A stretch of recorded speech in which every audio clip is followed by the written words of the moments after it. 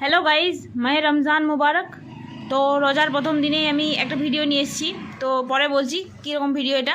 প্রথমে বলি, এবছর ঈদে আমি কিছু শপিং করবো না ঠিক করেছি, কারণ এবছর আমি গরিব হয়ে গেছি। মানে আগে থেকে গরিব ছিলাম, এবছর আমি ভিখারি হয়ে গেছি আর কি।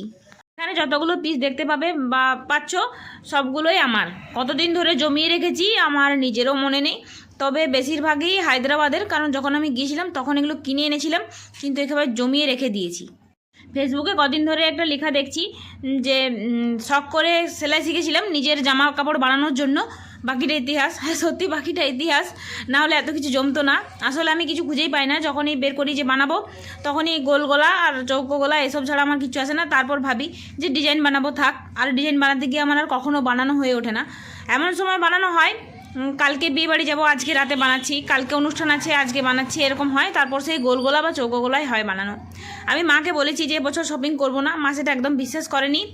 তো চলো দেখবো মা আমাকে ঈদের আগের দিন পর্যন্ত কিছু কিনতে বলে কিনা, কারণ মা বিশ্বাস করেনি যে আমি না শপিং করে থাকবো। কারণ এর আগে আমি অনেক টাকা উড়িয়েছি শপিংয়ে, আমি এবছর কোনো টাকা উড়োতে চাই না। আমি নিজেকে দেখতে চাই যে আমি থাকতে পারছি কিনা বিনা শপিং করে। তো এই যে সাদা সাদা কুর্তিগুলো দেখছো, এগুলোও কিন্তু হায়দ্রাবাদ থেকেই আমি পিসগুলো নিয়েছিলাম কাস্টমাইজ করবো বলে। তো কুর্তিগুলো বানানো আছে কিন্তু কাস্টমাইজ করা হয়নি। একটা ফ্রক, এটা বেশি দেখাবো না, পরে দেখাবো। এখন আসছি।